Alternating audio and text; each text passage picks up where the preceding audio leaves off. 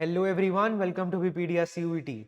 Guys, today we will be covering this topic through MCQs with detailed explanation. Best of luck and do watch the video. Hello everyone, welcome to Abhipedia CUET. My self Roshni Gautam और इस class में हम discuss करेंगे topic wise MCQs, जहां पर हमारा आज का टॉपिक रहने वाला स्टूडेंट बहुत interesting money and banking. First part हमने कर लिया, तो आप सभी से यही रिक्वेस्ट है, यही सजेशन है कि पहले फर्स्ट पार्ट देखेंगे एंड देन सेकेंड पार्ट आएंगे, ताकि आपको सीक्वेंस से पता चले, क्योंकि वैसे ही क्वेश्चंस कराया जा रहा है। ओके स्टूडेंट, इसके साथ आप सभी को इंफॉर्मेशन देना चाहूंगी, हम PYQs कर रहे हैं, चाहे वो अकाउंटेंसी हो, बिजनेस स्टडी हो, इकोनॉमिक्स हो, तो आप बिल्कुल ही उसके अच्छी तरह से तैयारी कर सकते हैं और अपने स्कोर को मैक्सिमाइज कर सकते हैं। राइट, ओके, तो आज की क्लास को हम मनी एंड बैंकिंग देखेंगे और बहुत सारे टॉपिक में यहाँ पर डिस्कस करूंगी। जितने भी टॉपिक हैं जो कि NTA के पैटर्न के अकॉर्डिंग बनाया गया है, ताकि आपको वैसे ही प्रैक्टिस हो। ओके, तो बहुत हेल्पफुल रहने वाला है। तो चलो देखते हैं, वेरी फर्स्ट क्वेश्चन क्या है, विच out of following item is not included in the money supply of the country. कौन में से money supply of the country not included है, नहीं इंक्लूडेड है। ऑप्शन है हमारे पास, क्या टाइम डिपॉजिट होता है, कॉइन एंड करेंसी होता है, डिमांड डिपॉजिट्स होता है, कौन सा नहीं है, हमसे पूछा है, नहीं है।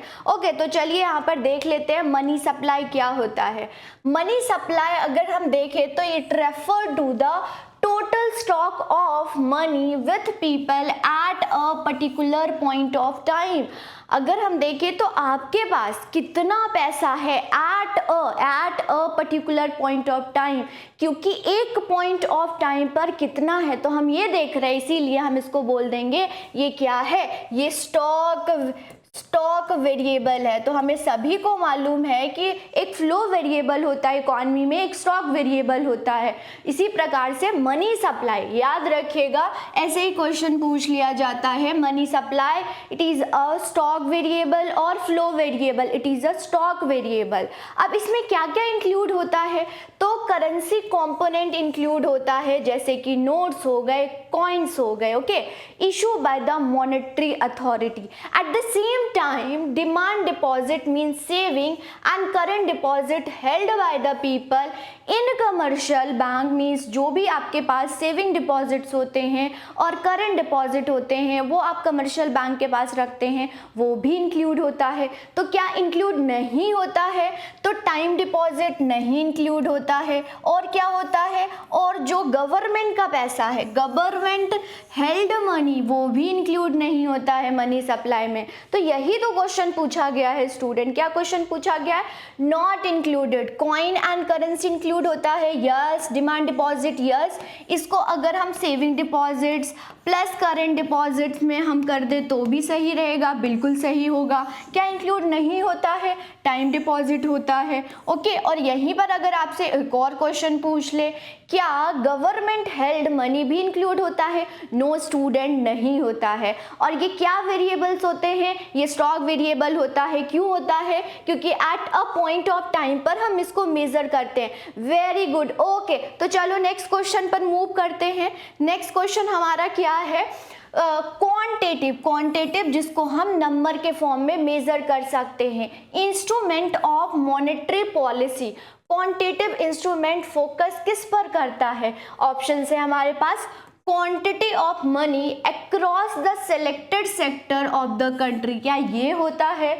बी ऑप्शन है, quantity of money in the economy, inflation and deflation gaps in the economy. तो हम देखें तो यहाँ पर quantitative and qualitative, okay, quantitative and qualitative tools होते हैं। कहीं आपको टूल्स दिखेगा, कहीं आपको क्या दिखेगा, instrument, one of the same thing है। यहाँ पर monetary authority means RBI। RBI क्या है, ये क्वांटिटेटिव टूल्स और क्वालिटेटिव टूल्स को यूज़ करते हैं। मैम किस लिए यूज़ करते हैं, तो इकोनॉमी में इन्फ्लेशन हो या डिफ्लेशन हो, मींस अगर शॉर्ट में बोले तो मनी सप्लाई को कंट्रोल करने के लिए यूज़ किया जाता है। अब ये क्वांटिटेटिव भी होता है, ये क्वालिटेटिव भी होता है। वेरी इंपॉर्टेंट, बहुत इंपॉर्टेंट, आपको नाम के साथ साथ इसके डिटेल भी आना चाहिए और मैं वो आपको क्वेश्चन वाइज क्वेश्चन ये सारे कंसेप्ट को क्लियर करूंगी, राइट। तो चलो देखो यहाँ पर ओपन मार्केट ऑपरेशन क्या होता है, क्वांटिटेटिव। अब मैम क्वांटिटेटिव मीन्स क्या होता है, जिसको हम नंबर के फॉर्म में क्या कर सकते हैं, मेजर कर सकते हैं, नंबर के फॉर्म में मेजर कर सकते हैं, क्वांटिफाई कर सकते हैं। क्वालिटेटिव आप सिर्फ ऑब्जर्व कर सकते हो, आप नंबर के फॉर्म में मेजर नहीं कर सकते हो। तो यहाँ पर इंस्ट्रूमेंट्स या टूल्स बोल दीजिए, ये होता है। OMOs means open market operation. बहुत से क्वेश्चंस आए, अगर आप प्रीवियस ईयर क्वेश्चन देख रहे हो बिल्कुल स्टेप बाय स्टेप, तो आप देखोगे ओपन मार्केट ऑपरेशन से बहुत ज़्यादा क्वेश्चंस पूछे गए। बैंक रेट होता है, रेपो रेट होता है, बैंक रेट हो गया, रेपो रेट हो गया, MSF हो गया, ये सब कौन सा है, क्वांटिटेटिव है। Cash reserve ratio, statutory liquidity ratio, ये भी क्या है, क्वांटिटेटिव इंस्ट्रूमेंट है। और रिवर्स रेपो रेट है। इन सभी को मैं क्लियर करूंगी student, don't worry, one by one हम सभी को क्लियर करेंगे, हम जैसे जैसे क्वेश्चंस करेंगे, ओके। यहीं पर अगर हम देखें तो क्वालिटेटिव इंस्ट्रूमेंट भी होता है, क्या होता है, क्रेडिट राशनिंग होता है, मॉरल सुएशन होता है, डायरेक्ट कंट्रोल ऑफ क्रेडिट होता है, सेक्टर स्पेसिफिक गाइडलाइंस या मार्जिन रिक्वायरमेंट, ये भी है, इसको भी लिख लेंगे, मार्जिन रिक्वायरमेंट भी होता है, राइट, ये है। अब मैच द फॉलोइंग हो, स्टेटमेंट वाइज क्वेश्चन हो, कंसेप्चुअल बेस्ड क्वेश्चन हो, ये सारे इंस्ट्रूमेंट बहुत पूछा गया है। क्लियरिटी होनी चाहिए, तभी आप अच्छा स्कोर कर पाएंगे, ये मैं आपको हर लेक्चर में और रिपीट पर बोलती हूँ, ओके। तो चलो इसको हम पहले सॉल्व कर लेते हैं, फिर आगे जाके और भी इसको अच्छे से कर लेंगे, ठीक है। तो क्वांटिटेटिव क्या होता है, क्या मनी अक्रॉस सेलेक्टेड, नो ये नहीं है, ये quantity of money in the economy means money supply कितना इकोनॉमी में है, ओके। स्पेसिफिक सेक्टर की बात नहीं है, सेलेक्टेड सेक्टर की बात नहीं है, हमारे इकोनॉमी में मीन्स इंडियन इकोनॉमी में कितना मनी सप्लाई है, कितना मनी सप्लाई है, इसको हम क्या बोलते हैं, इसको हम क्वांटिटेटिव इंस्ट्रूमेंट या टूल्स बोलते हैं। इससे क्या किया जाता है, अभी मैंने आपको बताया, इन्फ्लेशन एंड डीफ्लेशन को कंट्रोल किया जाता है इकोनॉमी में, मनी सप्लाई को कंट्रोल किया जाता है, और वो कौन करते हैं, RBI, reserve bank of India, okay. वैसे ये MPC करते हैं, मॉनेटरी पॉलिसी कमेटी करती हैं, ओके। तो RBI के ही कुछ मेंबर होते हैं, पहले RBI ही करते थे, लेकिन आपके बुक में RBI है तो RBI क्वेश्चन आएगा। अगर आप हाई लेवल अप जाओगे तो वहाँ पर मॉनेटरी पॉलिसी कमेटी होती हैं, जो कि RBI के ही मेंबर्स होते हैं, वो डिसाइड करते हैं, ओके। तो ये है, तो यहाँ पर हमने देख लिया टूल्स, और ये स्क्रीनशॉट भी ले लीजिएगा। एंड PDF अगर डाउनलोड करना है तो कहाँ से करना होगा, आप करेंगे हमारे अभिपीडिया के वेबसाइट पर आप जाएंगे, वहाँ से आप डाउनलोड कर लेंगे, राइट, ओके। तो चलिए यहाँ पर हमें समझ आ गया, नेम आपको टिप्स पे पता होना चाहिए, ओके। चलो अब यहाँ पर दिया एक न्यूमेरिकली क्वेश्चन को सॉल्व कर लेते हैं। ये ऐसे भी क्वेश्चन, इस टाइप ऑफ क्वेश्चन भी पूछा गया, इसीलिए मैं ये लेके आई हूँ। What are the total deposit, हम लिख ले टोटल डिपॉजिट, मतलब टोटल डिपॉजिट हमें पूछा गया है, ओके। तो हमारे पास क्या है, LRR means legal reserve ratio कितना है, 25% है। तो इनिशियल डिपॉजिट्स क्या है, इनिशियल डिपॉजिट्स हमारे पास 10,000, ओके, एक मिनट, यहाँ पर है 1 लाख है, ओके। तो 1 लाख है यहाँ पर, ओके। तो हमें क्या फाइंड आउट करना है, टोटल डिपॉजिट्स। फॉर्मूला पता है, यस, कल की क्लास में, लास्ट क्लास में भी डिस्कस किया था। तो सबसे पहले आपने क्या करना है, मनी मल्टीप्लायर। मनी मल्टीप्लायर हमारे पास क्या है, 1/LRR। और टोटल डिपॉजिट्स कैसे निकालते हैं, total deposit is equal to initial deposit into what, money multiplier. तो बस इसको कर दो, सिंपल है। तो 1/0.25 इनटू, यहाँ पर हम मल्टीप्लाई कर देंगे तो क्या आ जाएगा, ओके, ये आ जाएगा आपका, वो इसको मल्टीप्लाई करोगे तो यहाँ पर ये भी आंसर आ जाएगा यहाँ पर, ओके, ये है। क्लियर है स्टूडेंट? कोई भी डाउट है बहुत सिंपली आप कर सकते हो। न्यूमेरिकली क्वेश्चन को डील करने का तरीका मैंने आपको बताया कैसे करना है। हमेशा फॉर्मूला पता होना चाहिए आपको, सारे फॉर्मूलाज अच्छे से पता होना चाहिए, फिर आप आराम से कर पाएंगे। ओके, ये होता है। ओके, चलो अब हम नेक्स्ट क्वेश्चन पर मूव करते हैं। नेक्स्ट क्वेश्चन हमारे पास क्या है, समझ आ रहा है ना? Very good. Okay, next question देखते हैं। विच of the following is true regarding the repo and reverse repo rate. चलिए इसके बारे में भी डिस्कस कर लेते हैं। मैंने आपको बोला कि सारे इंस्ट्रूमेंट जो हैं वो हम क्वेश्चन वाइज करेंगे, तो यहाँ पर हम समझ लेंगे रेपो रेट क्या होता है और रिवर्स रेपो रेट क्या होता है। ओके, ऑप्शंस क्या हमारे पास? Both rate involve the sale of government securities by the RBI. No, ऐसा नहीं है। Repo rate is determined by the bank while reverse repo rate is determined by the RBI. Okay, ऐसा है। Bank pay interest to RBI in repo transaction and RBI pay interest to bank in reverse repo rate, ऐसा है। Reverse repo rate is a higher than repo rate. चलिए अब इसको clear कर लेते हैं, बिल्कुल अच्छे से मैं आपको समझाऊंगी, इनकी कंपैरेटिव स्टडी करते हैं। तो फर्स्टली हम रेपो रेट क्या होता है, रेपो रेट सिंपल, बहुत सिंपल लैंग्वेज में समझिएगा। जो बैंक है, बैंक मीन्स कमर्शियल बैंक को जरूरत होता है, उसको पैसे की जरूरत होती है, तो किससे बोरो करती है? वो बोरो करती है आरबीआई से। कौन है? आरबीआई हमारा सेंट्रल बैंक है। ओके, तो आरबीआई से बोरो कर लिया and the RBI interest rate, वो रेट चार्ज करता है, उसको हम क्या बोलते हैं? रेपो रेट बोलते हैं। सिंपल है। अब इसको क्या है? रिवर्स। रिवर्स से क्या समझ आ रहा है? आपको सिर्फ रेपो रेट याद करना है। ओके स्टूडेंट, आपको रेपो रेट याद करना है, उसको अपोजिट कर देना है, तो क्या हो जाएगा? रिवर्स। नाम में ही काम है इसका, राइट? तो रिवर्स रेपो रेट क्या है? जब आरबीआई, ओके, आरबीआई को पैसे की ज़रूरत होता है तो वो भी लेता है बैंक से, और जब बैंक रेट चार्ज करता है उसको हम रिवर्स रेपो रेट बोलते हैं। अब बोलोगे मैम आरबीआई के पास तो ऑलरेडी बहुत पैसा है, इसलिए क्यों बोरो करते हैं? इकोनॉमी में मनी सप्लाई का फ्लो कंट्रोल करने के लिए रिवर्स रेपो रेट इंस्ट्रूमेंट का यूज़ किया जाता है by the MPC monetary policy committee, means यहाँ पर आरबीआई की बात करते हैं। ओके, चलिए तो एक स्टेटमेंट पढ़ लेते हैं। Repo rate is the rate at which central bank of India grant loan, किसको ग्रांट करता है? कमर्शियल बैंक को। कब के लिए? शॉर्ट टर्म, शॉर्ट पीरियड के लिए, नॉट लॉन्ग पीरियड। याद रखिएगा, शॉर्ट पीरियड के लिए, नॉट लॉन्ग पीरियड के लिए। Against the government security, okay, means collateral भी रखना होता है किसको? कमर्शियल बैंक को। किसके पास? आरबीआई के पास। Okay, reverse repo rate is the rate which commercial bank grant, किसको? Central bank. और हमारे कंट्री का सेंट्रल बैंक कौन है मैम? आरबीआई है, आरबीआई है। ओके, ये है।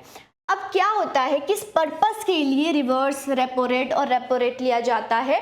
तो रेपो रेट का पर्पस होता है कि डेफिसिट, अगर कमर्शियल बैंक के पास जो डिपॉजिट है और लेंडिंग में कमी होती है, गैप होती है, तो रेपो रेट का यूज़ किया जाता है, मीन्स कमर्शियल बैंक बोरो करता है आरबीआई से। यहाँ पर लिक्विडिटी, इकोनॉमी में मनी सप्लाई कंट्रोल रहे, फ्लो कंट्रोल रहे, इसीलिए क्या करते हैं? आरबीआई बोरो करता है किससे? Commercial bank. मतलब कि ज़्यादा, मान लो कि बहुत ज़्यादा इकोनॉमी में मनी सप्लाई है तो कमर्शियल बैंक से बोरो कर लेता है ताकि कमर्शियल बैंक लेंडिंग ना करे, राइट? वो है रेपो रेट। अभी आपसे क्वेश्चन पूछा गया था कि हाई होता है? Yes student, always. अगर आप देखोगे तो रिवर्स रेपो रेट से जो रेपो रेट है वो ऑलवेज हाई होता है। ओके, अगर हम देखें तो। और आप कैसे देख सकते हो? बाय मंथली रिपोर्ट आती है एमपीसी की, वहाँ पर भाई जाके देख सकते हो, आपको डाटा भी पता होना चाहिए इसका। ओके, ये किस लिए होता है? ताकि इकोनॉमी में इन्फ्लेशन, महंगाई को कंट्रोल किया जाए।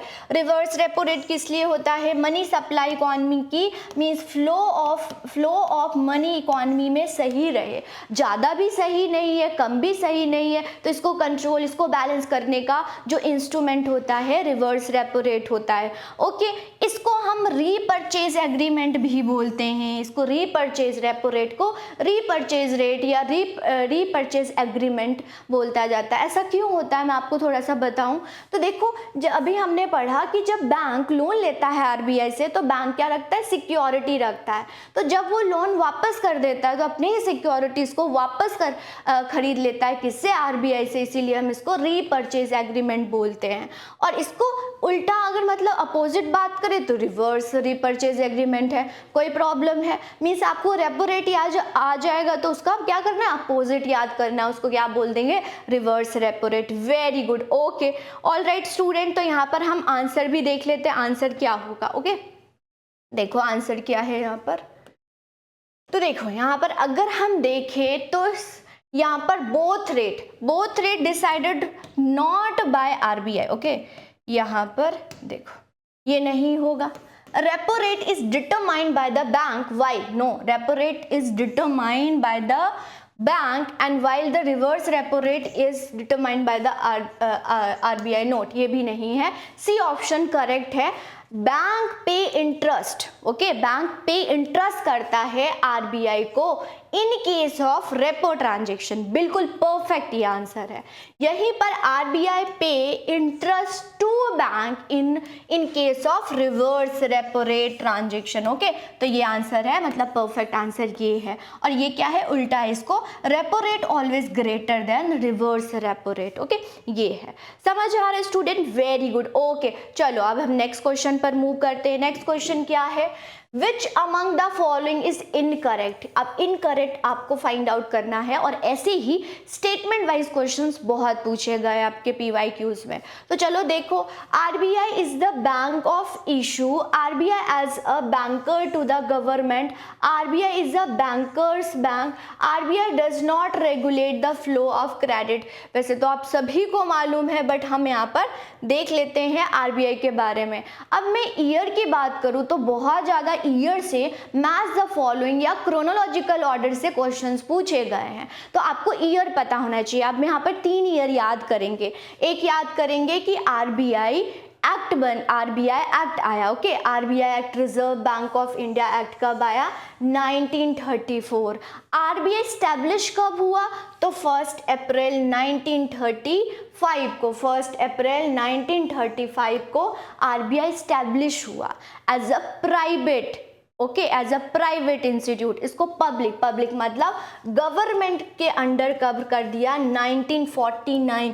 प्लीज इसको नोट करेंगे, और इसी को बोला जाता है नेशनलाइज कर दिया। ओके नेशनलाइज कर दिया। और ये आरबीआई किस कमेटी के रिकमेंडेशन से आई थी, तो कमेटी पर भी क्वेश्चन एक आधा पूछा गया है, वो है Hilton young committee. Okay Hilton young committee या रॉयल यंग कमेटी भी इसको बोल दिया जाता है, कमेटी का नाम। और ये नेशनलाइज हो गई, मींस पब्लिक सेक्टर के अंडर, मतलब गवर्नमेंट के अंडर कब आ गई, 1949। तो हम 3 डेट्स यहाँ पर ईयर याद करेंगे। 1 इज आरबीआई एक्ट ना, आरबीआई एक्ट कब बना, 1934। आरबीआई स्टैब्लिश कब हुआ, 1935। आरबीआई नेशनलाइज कब हुआ, 1949। वेरी गुड, ओके इस ईयर को याद करेंगे, अभी नोट करेंगे। तो बहुत ज़्यादा क्रोनोलॉजी में ऐसे क्वेश्चंस पूछे गए। अब फीचर्स की बात करो तो लास्ट क्लास में मैंने फीचर्स बहुत अच्छे से कराया है, वहाँ पर जाके जरूर इसको पढ़ेंगे स्टूडेंट, आपके लिए बहुत हेल्पफुल होगा। तो आंसर क्या हो जाएगा, डी, क्योंकि हमें पता है मनी सप्लाई। ओके यहाँ पर देखिए, क्रेडिट कंट्रोल अगर आ जाए, क्रेडिट कंट्रोल आ जाए तो आरबीआई करता है। ओके आरबीआई करता है, रिजर्व बैंक ऑफ इंडिया। यहाँ पर credit at the same time, very important, credit creation आपसे पूछा जाता है, क्रेडिट क्रिएशन पूछा जाता है, तो वो कौन करता है, वो कमर्शियल बैंक करता है। कौन करता है, कमर्शियल बैंक करता है। अब दोनों वर्ड्स में आप डिफ्रेंशिएट करेंगे एंड उसी प्रकार से आप अपने क्वेश्चंस को भी सॉल्व करेंगे। वेरी गुड, ओके चलो नेक्स्ट क्वेश्चन पर मूव करते हैं। नेक्स्ट क्वेश्चन क्या है, which of the following are the quantitative instrument of RBI. इनमें से कौन सा क्वांटिटेटिव इंस्ट्रूमेंट है, ऐसे ही क्वालिटेटिव पूछा गया है, तो आप सभी को मालूम होना चाहिए। तो अभी हम करके आए हैं क्वांटिटेटिव, मेरे साथ रिवाइज करो। क्वांटिटेटिव जहां पर हम क्वांटिफाई करते हैं, क्या क्या होता है, ओपन मार्केट ऑपरेशन हो जाता है। Very good. दूसरा क्या होता है, रेपो रेट होता है। तीसरा क्या होता है मैम, बैंक रेट होता है, बैंक रेट होता है। Very good, okay. और क्या होता है, रेपो रेट के साथ ही याद रखना है reverse reverse repo rate, very good. Okay, और क्या होता है जल्दी जल्दी से बता दो। बैंक रेट हो गया, ओपन मार्केट ऑपरेशन हो गया, SLR हो गया, okay, SLR statutory liquidity ratio, CRR cash reserve ratio, okay, ये है SLR एंड CRR हमने लास्ट क्लास में डिस्कस किया स्टूडेंट, वहां पर जाके आप इनको अच्छे से पढ़ लेंगे। ओके, तो कौन सा CRR भी है, बैंक रेट पॉलिसी भी है, SLR भी है, and all of the above answer हो जाता है। ऐसे भी क्वेश्चंस पूछे गए आपको, राइट, ये है। यहाँ पर सिर्फ ऑप्शंस दे दिया था बस, बट आपको सारे पता होने चाहिए, राइट। ओके, तो अभी हम इंस्ट्रूमेंट फिर से रिवाइज कर ले। ये पर यहाँ पर देखो, ओके,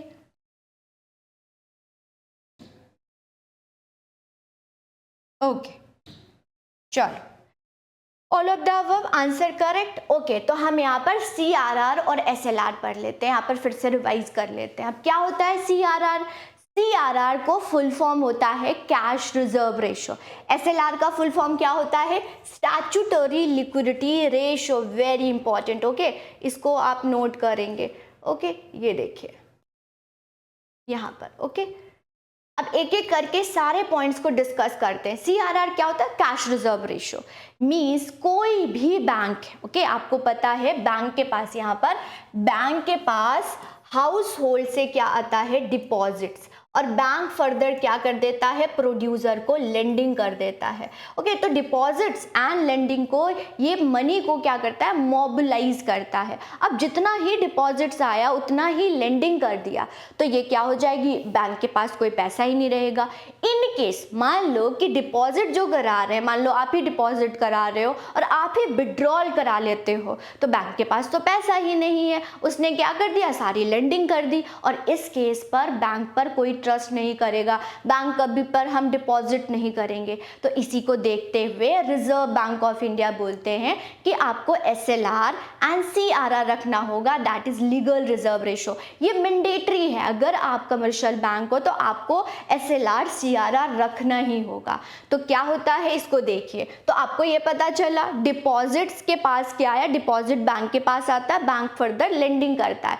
अब मुझे बताएंगे आप लोग, डिपॉजिट लायबिलिटीज होती हैं या बैंक के लिए डिपॉजिट लायबिलिटीज होती हैं या फिर लेंडिंग लायबिलिटीज होती हैं, लेंडिंग एसेट होती हैं या डिपॉजिट एसेट्स होते हैं? बिल्कुल आप कमेंट सेक्शन में लिखेंगे, ऐसे भी क्वेश्चंस पूछे गए आपसे।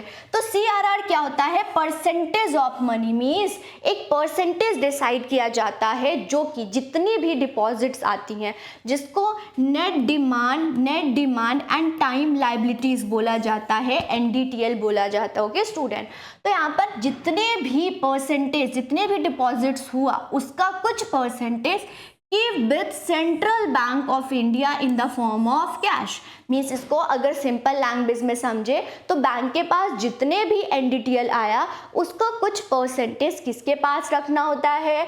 तो जल्दी से यहाँ पर नोट करेंगे, RBI के पास रखना होता है। Very good. अब यहाँ पर SLR देखिए, स्टैट्यूटरी लिक्विडिटी रेशो की बात करें तो bank has keep a certain percent of NDTL, net demand and time liabilities in the form of liquid asset at a specified by RBI, मतलब कि जितने भी डिपॉजिट्स हैं जो कि डिसाइडेड बाय RBI होता है, किसके पास रखना होता है? तो बैंक देमसेल्फ, बैंक खुद के पास रखता है। और ये भी चाहे SLR हो या CRR हो, आपसे अगर एग्जामिनर पूछेगा तो कौन डिसाइड करता है? RBI ही डिसाइड करता है। ओके, ये है। ये किस फॉर्म में रखना होता है? आप बोलोगे ना मैम, जब हम RBI के पास, मान लीजिए हम बैंक है और RBI के पास रखेंगे तो सिर्फ कैश के फॉर्म में रखोगे। SLR कैश में भी रख सकते हो, गोल्ड में भी रख सकते हो, गवर्नमेंट सिक्योरिटीज में भी रख सकते हो। ओके, ये चीज होती है। ये किस लिए रखा जाता है CRR? ताकि एक्सेस मनी फ्लो इकोनॉमी में कंट्रोल किया जाए। ओके, ताकि ये ना हो कि जितने भी डिपॉजिट्स आ रहे हैं उसको लेंडिंग ही किया जाए, एक्सेस मनी सप्लाई इकोनॉमी ना हो। एक्सेस मनी सप्लाई होगा तो इकोनॉमी में इन्फ्लेशन हो जाएगी, राइट? तो इसको कंट्रोल में रहे, इसीलिए CRR इंस्ट्रूमेंट का RBI यूज करता है। At the same time unexpected demand of depositor, उसको फुलफिल करने के लिए आप मान लो कि जो भी डिपॉजिटर जो है डिपॉजिट करता है बैंक के पास, वो बिल्कुल ही लेंडिंग कर दे। तो अगर आप एटीएम जाते हो और पैसे विड्रॉल करते हो तो पैसे नहीं होता तो क्या हो जाएगा, आपको ट्रस्ट नहीं होगा। तो अनएक्सपेक्टेड डिमांड ऑफ डिपॉजिटर को फुलफिल करने के लिए SLR रखा जाता है। ओके, ये किसके पास रखना होता है, तो CRR RBI के पास रखना होता है। और SLR की बात करें तो ये बैंक अपने पास ही रखता है, themselves बैंक इटसेल्फ। ओके, ये liquidity in the economy CRR इसीलिए रखा जाता है ताकि इकोनॉमी में लिक्विडिटी बनी रही। Credit growth of the economy हो, मतलब कि जो बैंक की क्रेडिबिलिटी है, बैंकक्रप्ट ना हो, इसीलिए SLR रखना होता है, राइट। ये है। अब यहाँ पर आप बोलोगे मैम, जब बैंक RBI के पास रखता है जितने भी deposit in the form of CRR cash reserve ratio, क्या उसको इंटरेस्ट मिलता है? बहुत अच्छी बात बोली आपने। क्या उसको कोई इंटरेस्ट मिलता है? नो स्टूडेंट, कोई इंटरेस्ट नहीं मिलता है।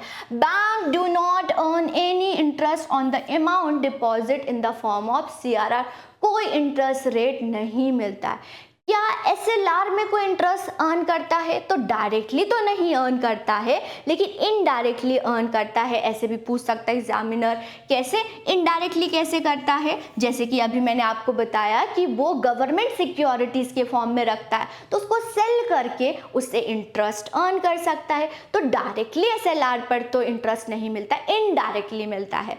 समझ आया स्टूडेंट? अगर मैं इसको कंक्लूड करूँ तो कैसे कंक्लूड करूँ?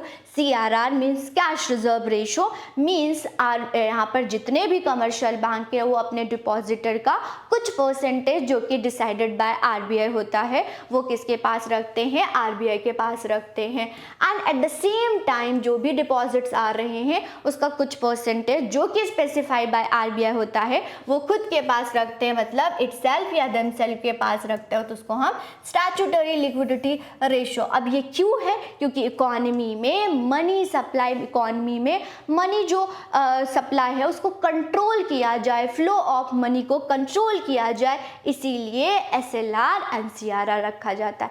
ओके स्टूडेंट, क्लियर हो रहे हैं? और ये सब कौन से इंस्ट्रूमेंट है जल्दी से बता दो। तो मैम ये क्वांटिटेटिव इंस्ट्रूमेंट है। Very good. ओके, चलिए नेक्स्ट क्वेश्चन पर मूव करते हैं। विच of the following sentence is correct? कौन सा सेंटेंस करेक्ट है? अभी मैंने आपको बताया तो जल्दी से बता दो।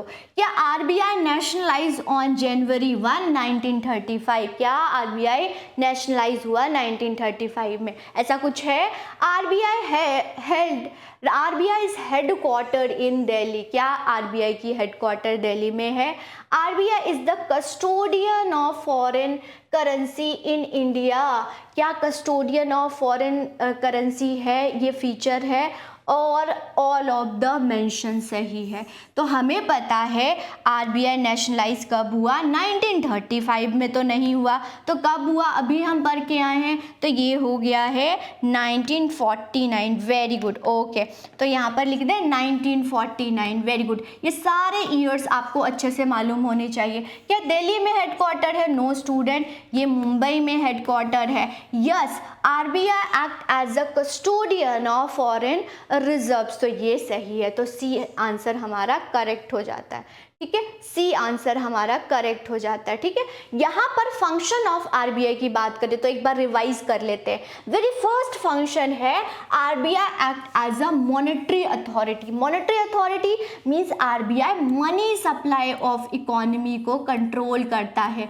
Very good. ओके, और क्या करता है? Regulator of financial system. Financial system में मनी मार्केट को रेगुलेट करता है। क्या? मनी मार्केट को रेगुलेट करता है। Very good.